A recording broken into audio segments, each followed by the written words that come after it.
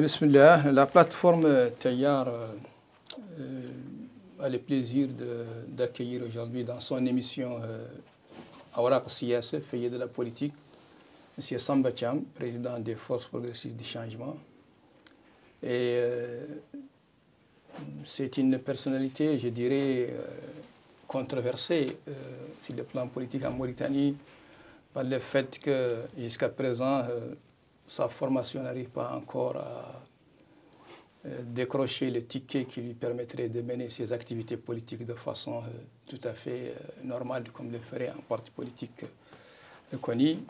Et Samba Thiam, qui est un militant de longue date pour certaines causes qui relèvent un peu de, je dirais, d'ordre national, est né en 1948 à Sidi Babi, où il a effectué ses études primaires avant de venir à Kaïdi pour les études secondaires et d'être à l'ENI de Nouakchott en 1966. Son entrée en politique, d'après la fiche que nous avons reçue, peut-être située en 1978, donc par le biais du mouvement populaire de Mauritanie. Puis ce sera un long cheminement au sein des Flammes. Donc, et pour revenir un peu sur la formation académique, il a fait un passage à l'ENS de Saint-Cloud en France, dans le cadre d'une formation des formateurs. Ensuite, il est revenu à Nouakchott comme enseignant de pédagogie à l'ENS, plutôt à l'ENI de Nouakchott. Pour la politique, ce qu'il faut retenir aussi, c'est qu'il a été prisonnier politique dans le cadre des fameux mouvements de 86, et ce qui l'a conduit à partir en exil, un long exil de 20 ans pratiquement, de 1993 à 2013, où il est rentré au pays. Alors, Président Samba Thiam, merci d'avoir accepté d'être l'invité de cette émission Feuillet de la politique de Tayyar. Alors, on s'apprête à entrer dans un dialogue, alors que votre parti, jusqu'à présent, n'est pas encore reconnu. Alors, comment trouvez-vous cette démarche? Est-ce que vous allez participer à ce dialogue? Merci de m'inviter et me donner l'opportunité un peu, encore une fois, de m'adresser au public mauritanien. Ça fait quelque temps que je suis banni au niveau des médias et je crois que je dois féliciter votre Hadar, vous appelez ça Tayyar, vous appelez ça, de m'inviter, de me donner l'opportunité de reprendre le micro de nouveau et de m'expliquer ou de m'adresser au peuple mauritanien dans son ensemble. Avant de répondre à votre question, je rectifie peut-être juste quelque chose dans le CV. J'ai fait d'abord l'ENS de Nouakchott, puis après Saint-Cloud. L'exil, c'est 23 ans et non pas 20 ans. Voilà. Maintenant, pour répondre à votre propre question, quelle est la liaison entre répondre au dialogue et mon parti, que mon parti ne soit pas reconnu? Bon, je pense que ça n'a pas été par le passé un obstacle à participer à des dialogues, parce qu'en le dialogue de 2015, je crois, avec Abdelaziz, nous avons été invités. Donc, je ne pense pas que ce soit un obstacle qui empêcherait de participer au dialogue si toutefois nous sommes invités. Mais par rapport à cette problématique, nous sommes dans le cadre d'une coalition qui a pris position. Et la position de la coalition est très claire. En tant que démocrates, nous sommes pour un dialogue. Parce que c'est par le dialogue que les problèmes se résolvent. C'est par le dialogue que les problèmes se dénouent. Quel que soit le degré de conflit, quel que soit le degré d'adversité, ça tout finit par le dialogue.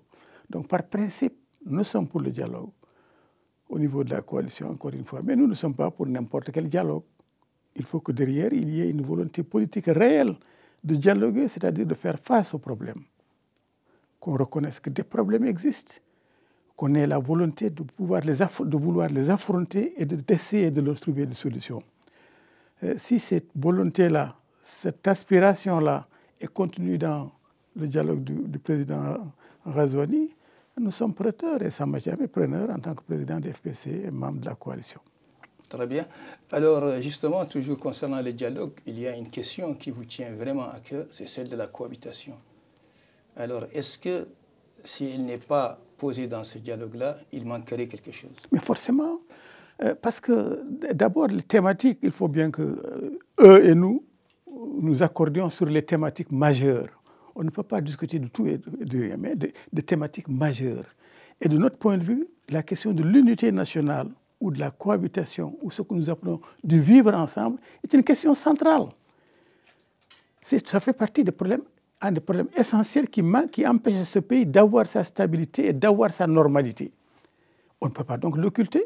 L'occulter signifierait qu'on va sur des questions de second degré, de mineurs, et ça n'aurait pas, le dialogue n'aurait pas fondamentalement de sens. Un dialogue est fait pour s'attaquer aux problèmes fondamentaux.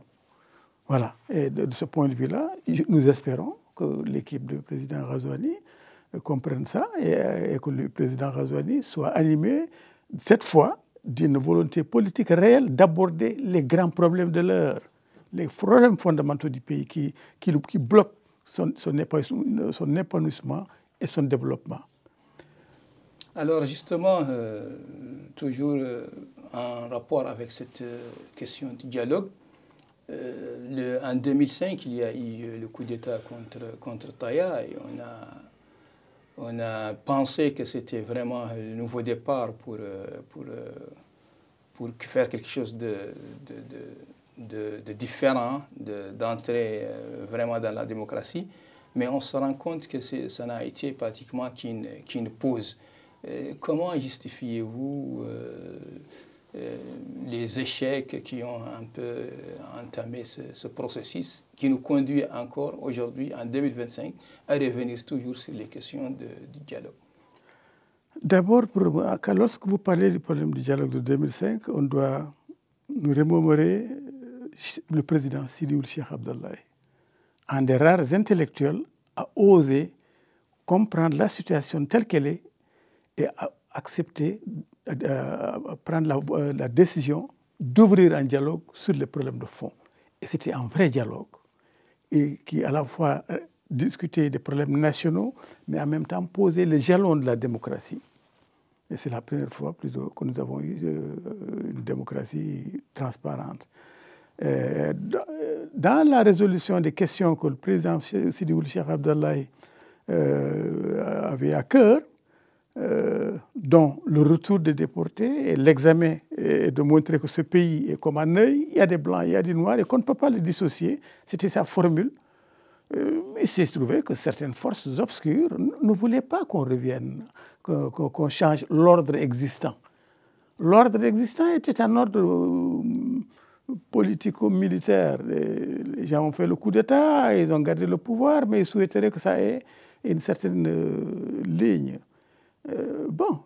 Voyant que la ligne prise par le président Ould Cheikh Abdallahi contredisait leurs aspirations, contredisait la pérennité du système qu'ils défendaient, ils ont décidé de l'éjecter. De ce point de vue-là, c'était prévisible quand les gens ne veulent pas.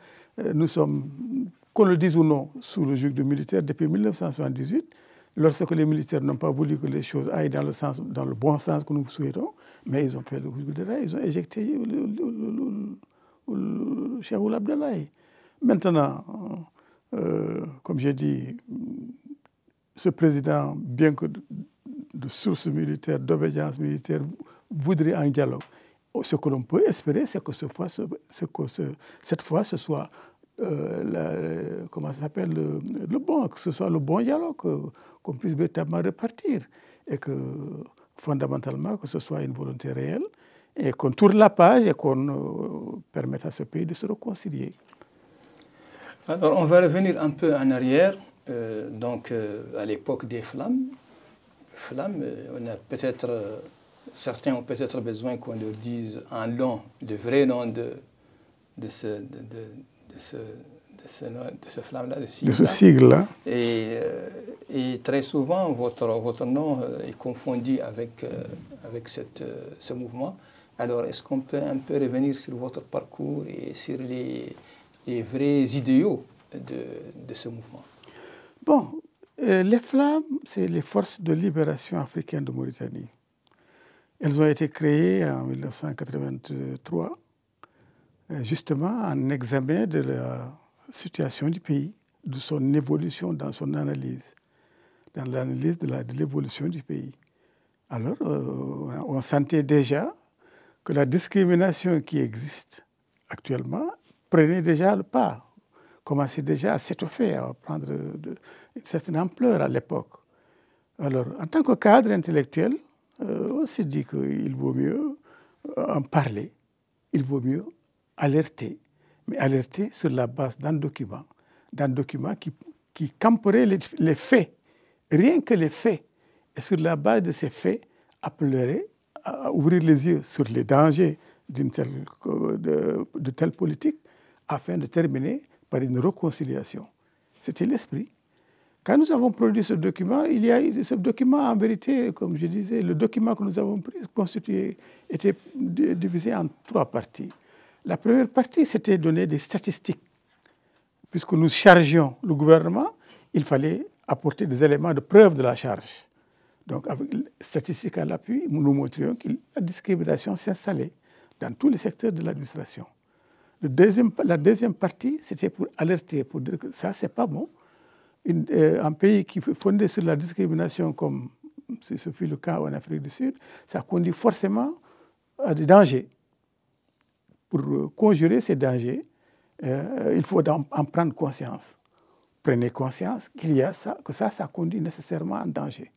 Troisième partie, pour conjurer ce danger, les Mauritaniens doivent s'asseoir autour d'une table, discuter pour trouver des solutions.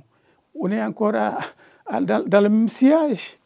Si ce gouvernement aujourd'hui décide de dialoguer, c'est bien parce que les problèmes d'antan que nous dénoncions demeurent et que peut-être qu'il souhaiterait qu'on leur trouve enfin des solutions. Voilà ce que nous disions. Maintenant, bien sûr, il y a des tendances, il y a des forces aux aspirations antagoniques qui se sont servis de nos documents, qui l'ont transformé, qui l'ont falsifié, et des hommes politiques l'ont affirmé, l'ont témoigné, pour un peu donner au peuple une image des flammes que les flammes n'avaient pas. Que nous voulions la séparation, que nous voulions tuer tous les Maures, que nous voulions même éventrer les Mauresques blanches enceintes, que nous voulions créer comment ça s'appelle, un Sud indépendant. Bon, ça a été un peu donc tout cela n'était pas réellement... Mais c'est des fantasmes, c'est de l'affibulation. C'est pourquoi j'invite beaucoup de gens qui ne croient pas à ça, pour se faire une bonne idée, d'aller lire le document. Il existe. D'aller lire le document et de voir qu'est-ce que nous avons, entre ce que nous avons dit et ce que la rumeur colporte, où est la part de vérité. Et donc, ça a été... Parce qu'on a voulu, il faut nous affubler comment ça s'appelle, de l'image du monstre pour que la population arabo-berbère nous déteste, que véritablement ne veuille pas nous écouter, et frapper suffisamment, réprimer suffisamment les négro-africains pour que les négro-africains aient peur d'aller vérifier, mais qu'est-ce que les flammes, qu'est-ce qu'elles veulent? Donc il fallait créer une politique de peur et de panique, au point que tout le monde nous rejette et ne cherche même pas à comprendre ce que nous posions comme problématique. Voilà fondamentalement leur tactique.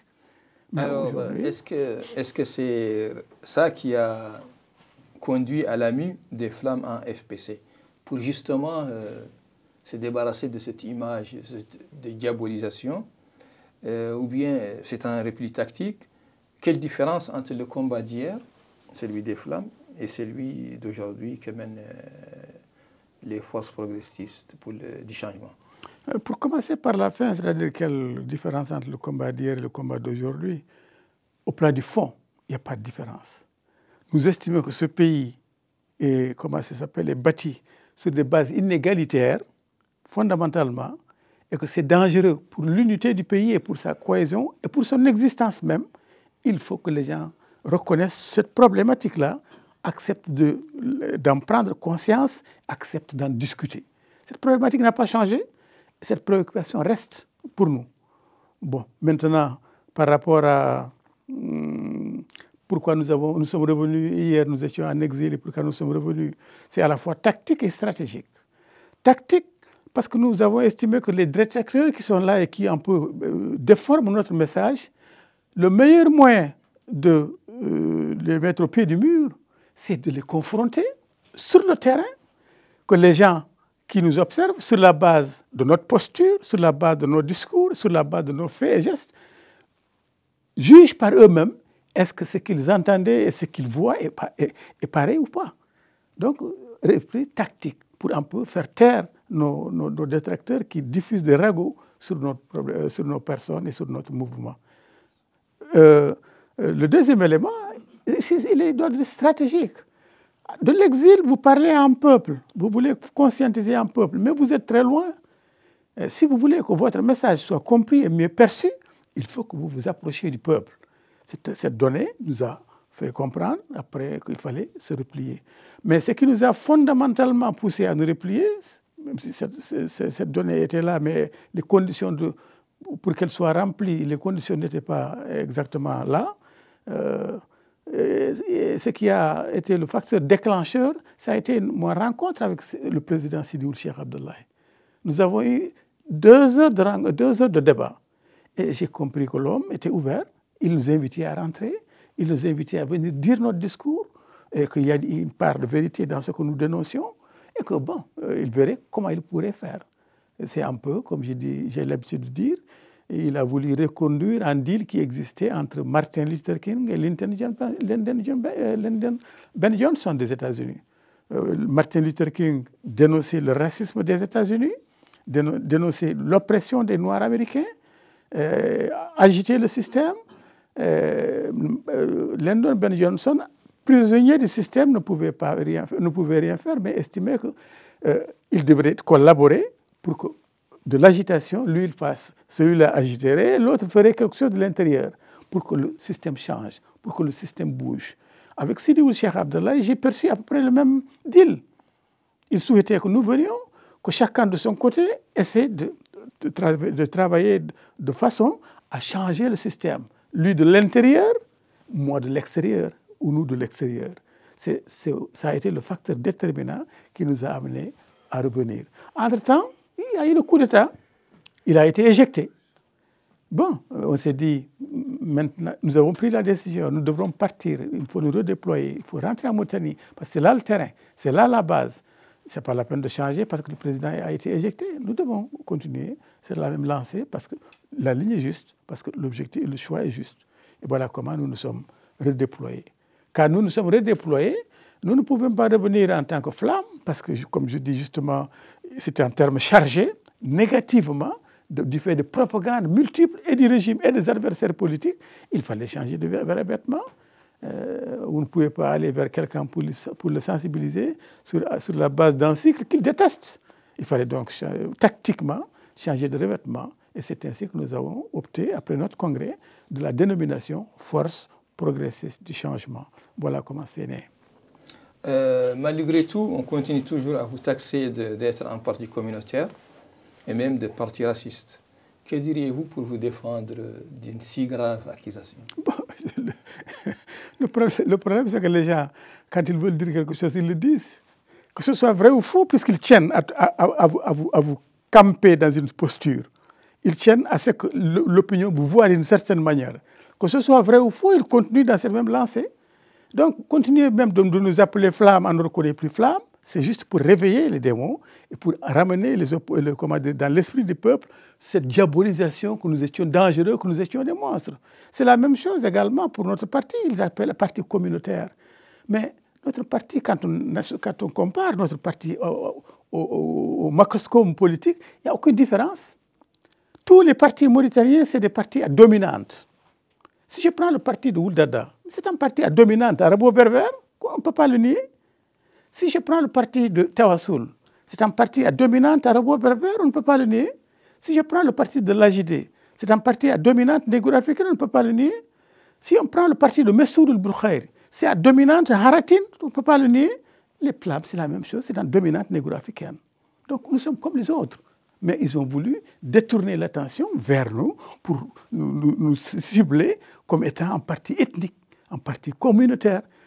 Si c'était vrai, si cette assertion était vraie, mais on l'aurait vu dans les discours, on l'aurait vu dans les plateformes, on l'aurait vu dans nos écrits.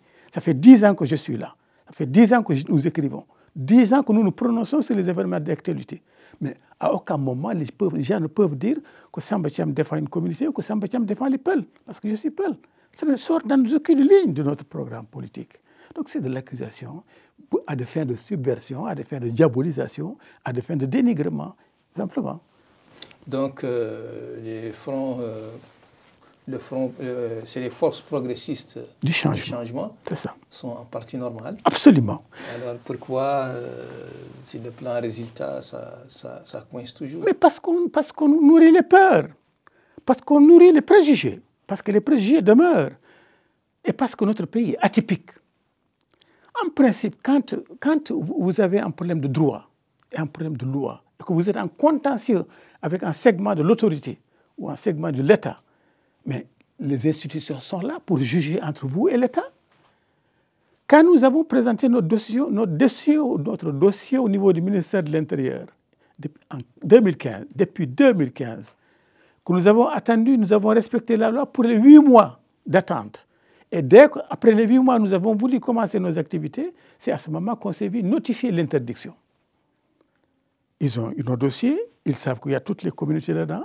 On a dit que nous protestons et que nous estimons que ce rejet est illégal, que ce rejet est délibéré. Nous avons porté plainte au niveau de la Cour suprême. Que la Cour suprême juge entre nous et le ministère de l'Intérieur parce que nous contestons sa décision. Depuis 2015 jusqu'à maintenant, chaque fois notre dossier est dans le rôle, puis dès que nous approchons d'être jugés, notre dossier est reporté à la fin. Parce que les institutions sont inféodées, parce que le préjugé continue, parce que les pressions se font même sur nos institutions pour que X ou Y qui ne plaît pas, parce que sa tête ne plaît pas, soit handicapé ou comment ça s'appelle, ou pénalisé. Voilà comment c'est l'explication. Mais ce n'est pas au niveau de notre discours, ce n'est pas au niveau de comment ça s'appelle, du contenu de notre déclaration de politique générale. Dans notre déclaration de politique générale, ce que nous mettons en avant, c'est 3 choses. Nous estimons que l'unité fondamentale, c'est la question première, centrale, qu'il faut mettre devant.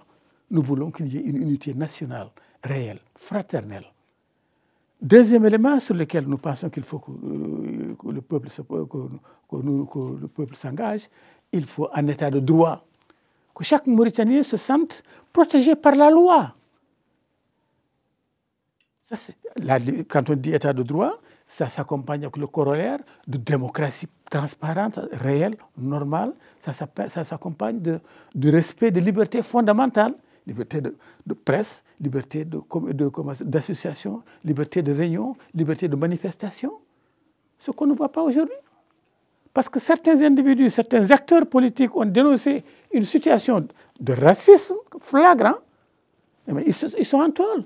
Parce que quelqu'un a dit que le président était ceci, le président était cela, sur la base de la loi, le symbole, il est en tôle. Ça, c'est des choses que nous ne voulons pas. Nous voulons, lorsqu'on créera cet état de droit, on respectera toutes ces libertés fondamentales. Que le Mauritanien sente que la loi le protège quand il est dans son droit. Ça, c'est le deuxième volet. Le troisième volet, c'est le développement. Notre pays ne se développe pas. On tourne en rond.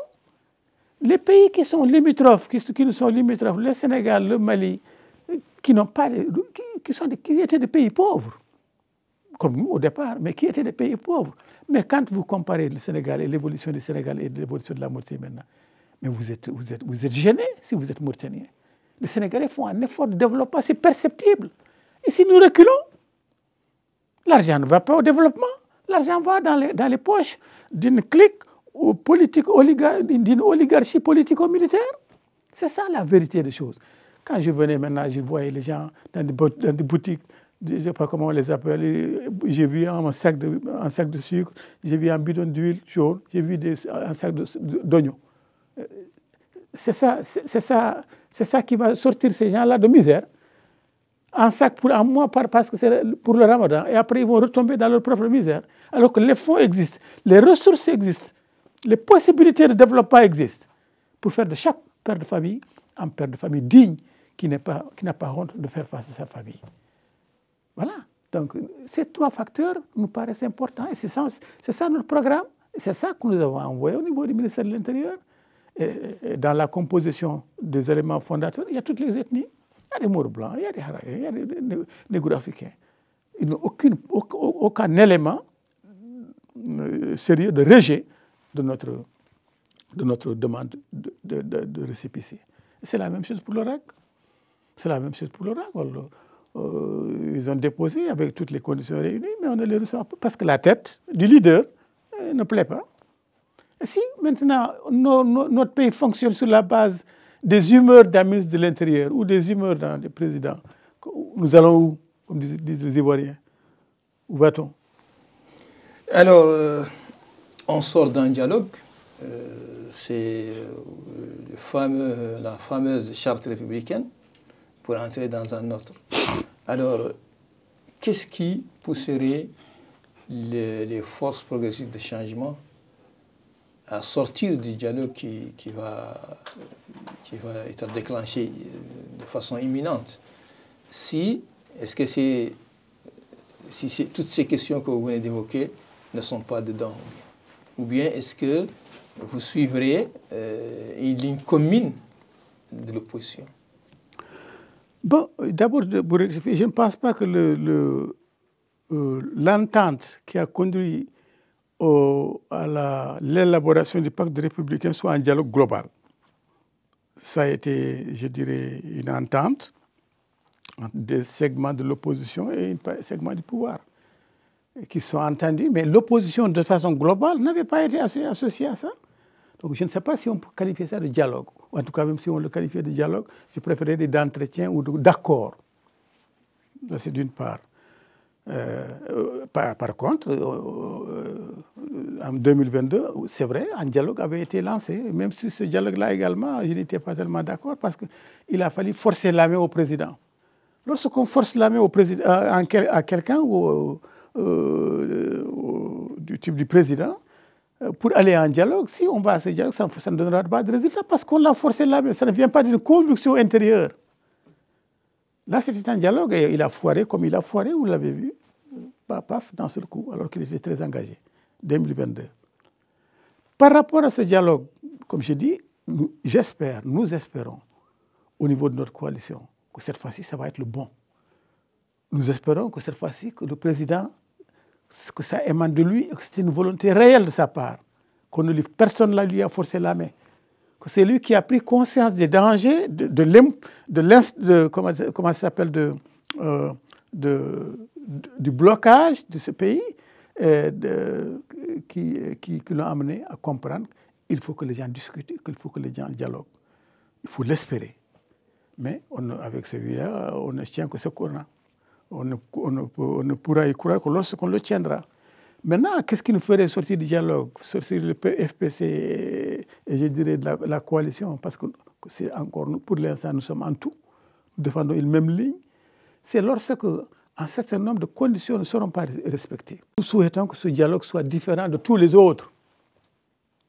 Si c'est pour faire, comme les dialogues qui sont entamés en 2017 par le ministre de l'Intérieur pour faire passer sa loi d'orientation sur l'éducation, si c'est le dialogue récent du ministre de l'Intérieur pour faire passer sa loi sur les partis politiques, si c'est le dialogue d'Abdul Aziz pour faire dissoudre le Sénat et faire passer ce qu'il voulait, ses agendas, si le dialogue c'est pour faire passer des agendas secrets, on en sort. Nous n'allons pas y adhérer, nous n'allons pas continuer. Ça, c'est une des conditions fondamentales.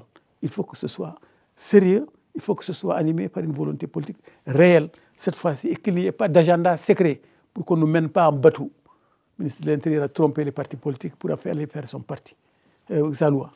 Non, nous n'adhérerons pas à ça. Deuxième condition, nous estimons que pour que ce soit un dialogue bien ficelé, bien crédible, il faut que l'opposition soit associée au début du processus et à la fin du processus. Dans l'organisation, dans la préparation, dans l'exécution et dans les garanties d'exécution. S'il n'y a pas ça, on se laisse piloter par le bout du nez, on se laisse tromper, on se laisse manipuler par des agendas secrets, on n'est pas prêt à prendre ça, on n'est pas prêt à entrer dans cette voie-là. Donc la balle est dans leur camp. En tant que démocrate, Nous sommes preneurs d'un dialogue, mais il faut qu'il ait l'allure d'un véritable dialogue, soutenu par une volonté politique réelle de la part du chef de l'État. Oui, mais justement, je pense qu'il y a aussi une part de responsabilité de l'opposition. Parce qu'on ne dialogue pas seul. S'il y a dialogue, ça suppose qu'il y a quelqu'un en face. Et très souvent, l'opposition est divisée. Une partie va au dialogue, une autre reste en retrait. Est-ce que cette fois-ci, c'est à déplorer. Vous ne craignez pas que ça soit le même scénario? C'est à déplorer. Je pense que votre critique de l'opposition est très juste et elle est très légitime. La difficulté, c'est que notre opposition mauritanienne est aussi atypique que le pays est atypique. Parce que être opposant en Mauritanie, c'est accepter la traversée du désert. C'est un peu comme l'enseignant, c'est épouser la pauvreté. Et certains ne veulent pas de ça. S'opposer, c'est trop dur, c'est trop coûteux. Et ils finissent par céder et aller avec le régime. Donc on va trouver une opposition en pied dedans, en pied dehors. On va trouver une vraie opposition. Là aussi, il faut nuancer parce que le peuple est confus. Le peuple est confus parce qu'il y a ce type de figure, il y a ce type de réalité. Bon, ce que nous pouvons espérer, c'est qu'elle se reprenne, l'opposition. En tout cas, au niveau du FPC, nous avons toujours demandé à ce que l'opposition s'oppose. C'est son rôle. Et qu'elle campe dans sa posture d'opposition. Mais en même temps, qu'elle ose faire son propre débat. Le président nous appelle à un dialogue sur des questions de fond. Mais alors que nous-mêmes, en tant qu'opposition, nous n'avons pas nous-mêmes un point de vue commun sur ces questions de fond. Nous n'arrivons pas nous-mêmes à débattre pour avoir une plateforme minimale sur ces questions de fond. Bien sûr que c'est mal parti pour l'opposition, mais à qui la faute? C'est difficile à dire. Qui porte la responsabilité? Oui, quelqu'un de l'extérieur pourrait dire oh, c'est toute l'opposition. Quelque part, c'est vrai.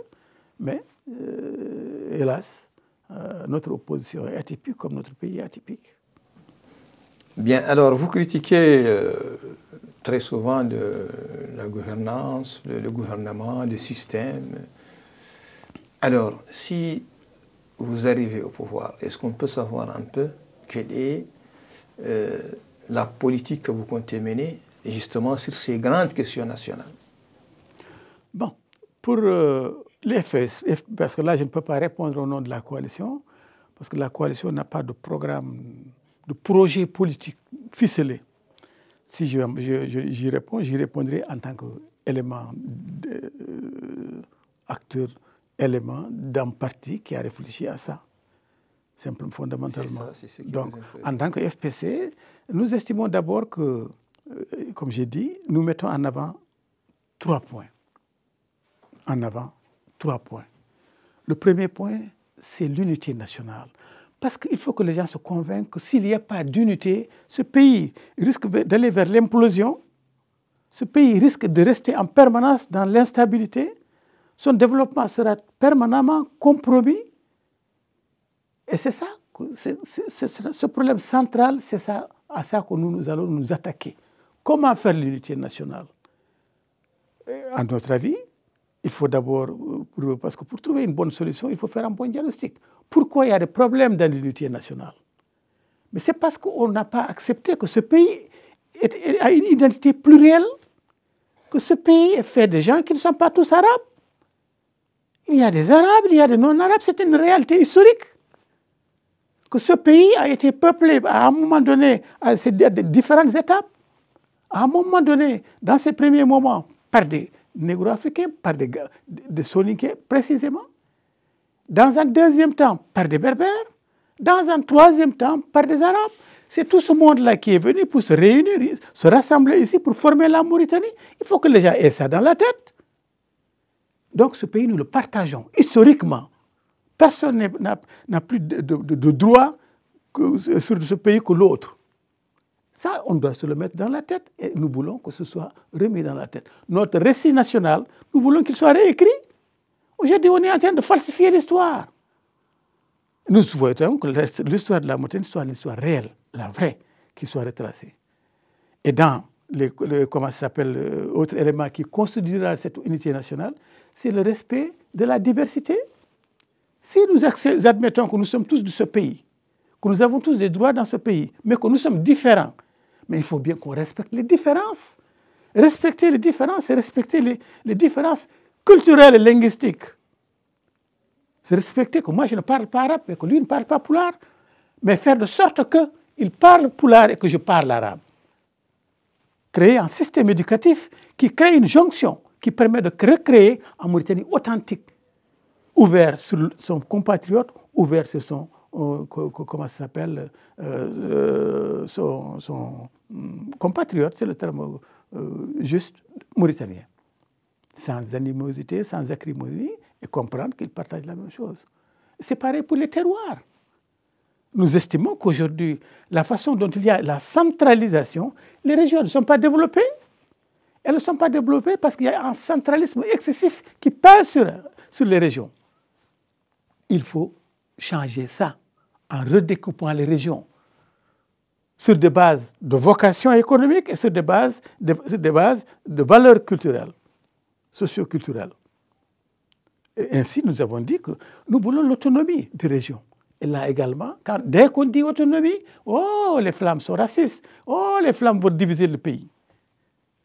C'est une propagande mensongère créée exprès pour créer la confusion dans l'esprit des gens. Mais notre autonomie, c'est quoi? Nous avons dit que le système de gouvernement, le système de gouvernance qui existe ne permet pas aux régions de se développer. Il faut changer ça. Il faut le changer en redécoupant les régions, en faisant 4 régions autonomes sur la base de vocation économique. La région du Tiris, Zoérat, Akjouj, Attar. Mais on a fait une région minière.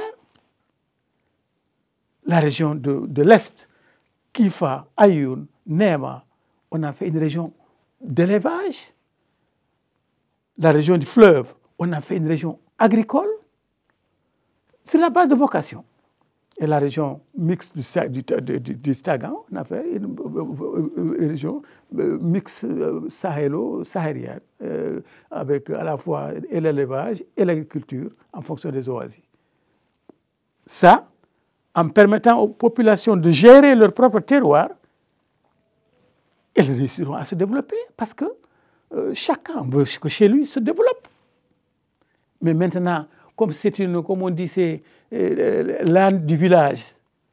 Celui qui a des besoins, il le prend, il met ces trucs dessus, il l'utilise, il le ramène. Il ne le nourrit pas. L'État fonctionne de cette façon-là. Les fonds de l'État, les deniers de l'État, le budget de l'État, comme ça appartient à tout le monde. Chacun se sert. Mais si ce budget était partagé, envoyé aux régions, mais ceux qui géreraient les régions, ce sont les fils du terroir, ils auront honte de voler leurs propres parents. Donc la gestion aurait des chances d'être plus transparente que maintenant. Voilà pourquoi nous accordons de l'importance à l'autonomie des terroirs. Donc l'autonomie dont nous parlons, c'est l'autonomie au niveau national. Ce n'est pas l'autonomie du Sud. C'est une autonomie qui permettra aux régions qui existent de se développer chacune, parce que chacune saura qu'elle travaille pour elle-même, en créant une solidarité, en créant une chaîne de communication et d'échange. Oui, mais là, on a déjà les régions. Et oui. Si je vous comprends, très bien, vous voulez aller plus loin que les régions. Parce que ça ne fonctionne pas, parce que ça ne donne pas de résultats. Quand quelque chose ne donne pas de résultats, changez-le. Quand on a essayé quelque chose que ça ne fonctionne pas, on le change. On n'y reste pas parce qu'il faut y rester. On fait quelque chose parce qu'on pense que c'est porteur de projet, c'est porteur c'est porteur, c'est productif. Mais quand ce n'est pas productif, ça ne donne pas de résultat. Vous allez le garder quand même. Mais nous sommes au niveau de l'économie. Ce que vous venez d'évoquer tout à l'heure, c'est une gestion économique, disons rationnelle, des régions. Et du point de vue politique, vous voulez aussi un certain chambardement ou bien? Mais il faut nécessairement, quand on décide de faire une décentralisation poussée, c'est ça le terme juste, décentralisation poussée en donnant à ces terroirs des vrais pouvoirs, mais il faut que les pouvoirs régaliens restent au niveau de l'État central. Le pouvoir de la défense, le pouvoir comment ça s'appelle, des relations extérieures, le pouvoir de la monnaie et le pouvoir sécuritaire, ces grands pouvoirs-là doivent rester au niveau central. Mais tous les autres pouvoirs, on peut les déléguer aux régions.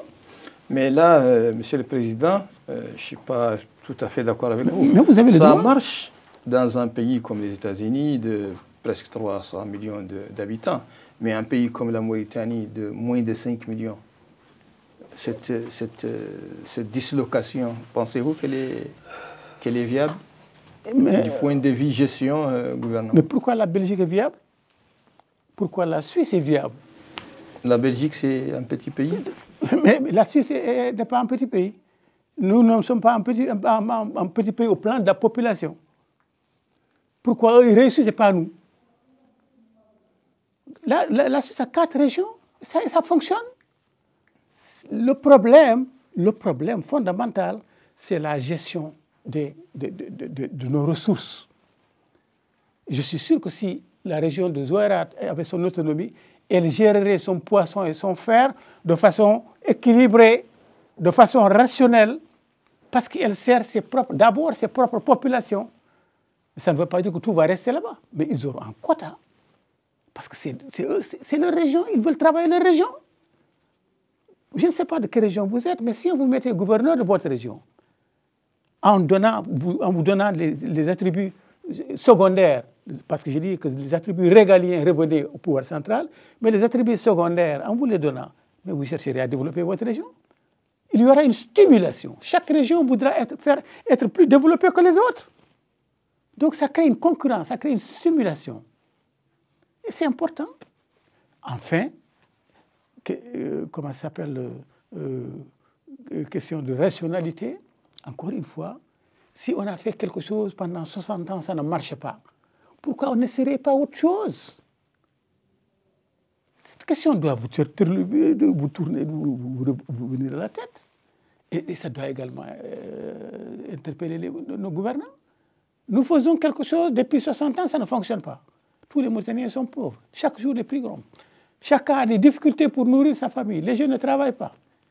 Et l'argent existe, et les ressources existent. Mais on va garder le même système, on ne veut pas changer, on ne veut pas essayer quelque chose de nouveau. Je trouve ça stupide. Voilà, donc ce que nous proposons, c'est quelque chose de nouveau à essayer. Vous avez évoqué tout à l'heure une grande question aussi nationale, c'est celle des langues. Alors, avec la réforme du système éducatif, avec l'introduction des langues nationales, Polar, Soninké et Wolof dans le système d'enseignement, pensez-vous que le problème est réglé ou qu'il y reste toujours quelque chose aussi à faire? Et est-ce que ce n'est pas seulement quelque chose de formel? Pour la question de langue, c'est une question essentielle, fondamentale. Mais elle repose sur un postulat que je vous avais posé au départ. J'ai dit, si nous reconnaissons qu'en Mauritanie, nous sommes différents, nous sommes de cultures différentes, éventuellement de couleurs différentes, mais surtout de cultures différentes, nous devons en tenir compte. La diversité culturelle et linguistique, ça doit être un des fondements de ce pays, le respect des différences. C'est la base de l'unité. Tu ne peux pas me demander, je ne sais pas, Sneiba, viens, on va s'unir, mais bon, mais toi, deviens-moi. Toi, je ne te compte pas, j'estime qu'il faut juste me suivre. Ce que je suis n'est pas important pour toi. Tu crois que ça va fonctionner, notre amitié? Notre amitié, c'est parce que quand tu tiens compte de moi et je tiens compte de toi, c'est ça le fondement de l'amitié et le fondement de l'union. Respect des différences. Maintenant, si on respecte des différences et si on reconnaît que nous avons tous les mêmes droits ici, les langues, il faut qu'on les reconnaisse qu'elles sont différentes. L'arabe est une langue nationale, c'est une langue d'une composante importante de Mauritanie. Il faut qu'elle soit développée. Mais le Poulard, le Soninké et le Wolof, ce sont aussi des langues de même niveau, de même valeur qu'il faut développer. L'islandais, qui est une île, et l'anglais ont la même valeur symbolique. Donc, il faut qu'on respecte nos langues et qu'on les officialise au même titre que l'arabe. Pourquoi? Parce que c'est faisable, et parce que c'est plus porteur, et parce que c'est ça qui crée le lien. Cette loi d'orientation dont vous parlez, c'est de la mystification, c'est de la démagogie. Le ministre Ouley nous a menés en bateau. On a convoqué des États généraux pour la réforme de l'éducation, mais elle n'a abouti qu'à l'arabisation du fondamental et à un projet de d'expérience pour les langues nationales. C'est de la démagogie. Parce que le ministre a refusé de tenir compte des précédents, des expériences passées. Les langues, avec le CMSN, qui a compris le problème, qui l'avait saisi à bras le corps, avait décidé de les étudier sérieusement, complètement. Et dans le système que le CMSN avait instauré à l'époque... Le CMSN, c'était Haïdara. Exactement, exactement. Là, il avait fait une bonne chose. Mais au moins, sur cette question-là, il avait fait une réforme correcte. Les enfants entrent, chacun commence sa langue maternelle. D'abord, on fait une première année d'arabe au Coran, puis chacun fait sa langue maternelle. Le petit poulard, il va apprendre l'arabe. Le petit arabe, il va apprendre le poulard ou le soninké ou le wolof. Mais ce qui est fondamental, c'est quoi? C'est qu'ils communiquent. Les enfants commençaient à se parler, des petits bidans parlaient couramment poulard, et des poulards qui venaient différents fonds, qui ne connaissaient pas l'Hassania, commençaient à parler l'Hassania. La communication était là. Et lorsque les gens communiquent, il se crée un sentiment de rapprochement, un sentiment d'adhésion et d'acceptation. Ça a été construit. Les résultats de cette expérience, c'était quoi? Il y a eu trois audits de cette expérience. Il y a le ministre de l'Intérieur qui a fait un audit. Il y a l'ILN qui a fait un audit. Il y a le BREDA, qui est un organisme de l'UNESCO, qui est venu pour évaluer, pour faire un audit. Les trois audits ont dit que l'expérience est positive, qu'elle est formidable, on n'en trouve nulle part ailleurs. Parce que son taux de réussite est de 80%. Le taux de réussite des enfants qui étaient dans la filière de langue était de 80%. Les filières, à l'époque, la filière française était de 8%, et la filière maintenant, là où nous sommes, elle est de 8 ou 9%. Donc, ça réussissait. Il n'y avait pas de déficit, ça réussissait. Et en plus de réussir, ça a créé une unité entre les petits Mauritaniens. À terme, la communication, l'intercommunication serait là.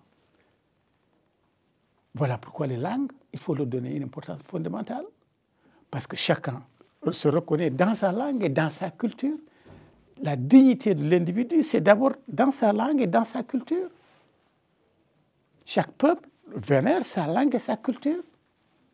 Donc, de ce point de vue-là, c'est un aspect que nous prenons en charge, que nous estimons qu'il faut que le dialogue le prenne en charge. Mais c'est déjà en marche, quoi, avec le... Non, j'ai oublié de développer.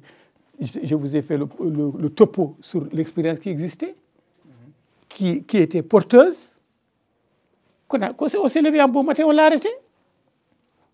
Sans aucune raison. On l'a arrêté, point à la ligne, point. Alors qu'elle donnait de bons résultats.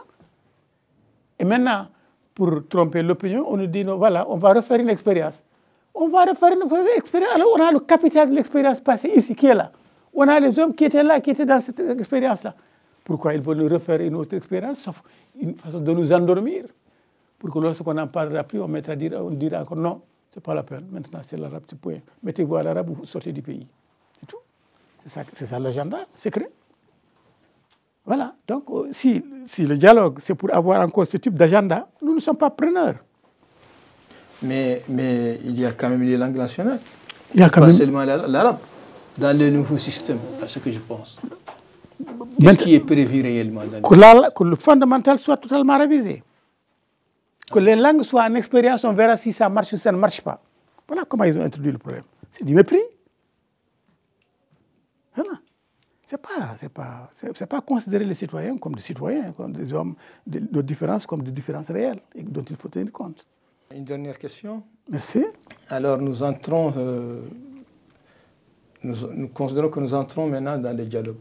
Est-ce que, après l'avoir annoncé, l'opposition ou les oppositions, puisque là, il faut quand même dire que l'opposition n'a jamais été une, pense déjà à ces propositions dans ce dialogue-là. Je parle de votre coalition. Ah oui, nous pensons, nous y pensons. On est un peu en retard, mais nous y pensons. Mais nous aurions souhaité que l'opposition globale pense ensemble. C'est ça que nous aurions souhaité globalement. Mais puisque ça traîne, mais nous sommes obligés de prendre de l'avance. Nous y pensons, effectivement. Parce que nous estimons qu'il faut que vis-à-vis du pouvoir, s'il est sérieux, un certain nombre de lignes, un certain nombre de règles, qu'on soit d'accord là-dessus.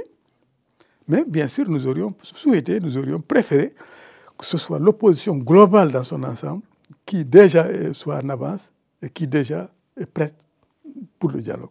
Est-ce que dans votre agenda, il y a la reconnaissance des partis qui sont toujours dans l'antichambre du ministère de l'Intérieur? C'est une revendication légitime. Le ministère de l'Intérieur, celui-là avec celui qui l'avait précédé, le ministère de l'Intérieur a arrêté, comment ça s'appelle, a pris des décisions unilatérales et arbitraires à la tête du client. Au lieu de se baser sur, comment dirais-je, les documents fournis pour voir s'ils répondent à la loi, non, c'est à la tête du client. Ils accordent le récépissé à qui ils veulent, ils le refusent à qui ils veulent. Et c'est le cas aussi aujourd'hui qui nous frappe le rague de nous. Si on suivait la loi, on serait reconnu. Parce qu'on a respecté toutes les règles. Mais on ne suit pas la loi. Donc, si nous revendiquons de reconnaître les partis demandeurs qui remplissent les conditions, c'est une revendication légitime. Ça fera partie des points de revendication à l'intérieur du dialogue. Je pense qu'on va le discuter. Il faut nécessairement le discuter. Parce que c'est de l'arbitraire d'un ministre qui veut avancer son agenda. Il faut bien qu'on revienne sur cette loi et qu'on l'abroge. Cette loi qui a été faite par une tromperie. Voilà, et je pense que pour répondre à votre question, oui, je crois que l'opposition dans son ensemble serait d'accord qu'on pose cette revendication de retrait de cette nouvelle loi. Alors, Monsieur le Président Samba Thiam, merci pour avoir accepté d'être l'invité de notre émission Feuillet politique au CIS. Et nous espérons vous retrouver une autre fois pour continuer cette discussion qui nous a laissé sur notre fin. Merci. Enfin, j'espérais qu'on avait plus ou moins comblé certains déficits, mais c'est d'abord moi qui dois vous remercier, parce que vous me donnez l'opportunité de m'exprimer, ce qui n'est pas donné maintenant, ce qui n'est pas donné maintenant. Et bon, donc je ne peux que vous remercier, vous féliciter davantage et de continuer dans cette même direction-là. Merci beaucoup. Alors, chers téléspectateurs, nous vous disons au revoir et on se retrouvera très prochainement dans une autre émission. Merci de votre attention.